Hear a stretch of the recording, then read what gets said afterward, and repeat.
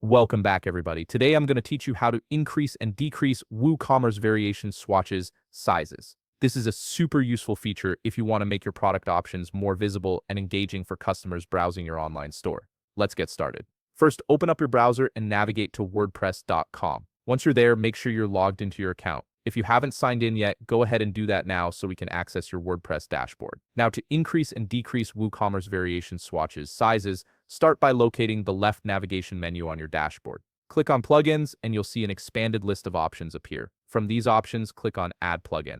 This will take you to the section where you can browse and install new plugins for your site. On the plugins page, you'll see all the available plugins that you can add and utilize on your WooCommerce account. From here, locate the search bar at the top of the page and type in variation swatches. You'll get several results, so look specifically for the one called variation swatches for WooCommerce. Click on the More Details button to see an overview of this plugin and understand its features and functions. Once you're ready and feel comfortable with what it offers, click on Install Now. Keep in mind that it might take a little while for the installation to finish, so just be patient during this process. Once the installation is complete, you'll see the button change to Activate. Go ahead and click on Activate to enable the plugin on your site. Once your page refreshes, take a look at your left navigation panel again. You'll notice a new option has appeared. Click on Get Woo Plugins. This is where all the swatches settings are located and where you'll be able to customize your variation swatches under the Get Woo Plugins menu. Click on Swatches Settings. Now to resize your swatches, whether you want to increase or decrease their size,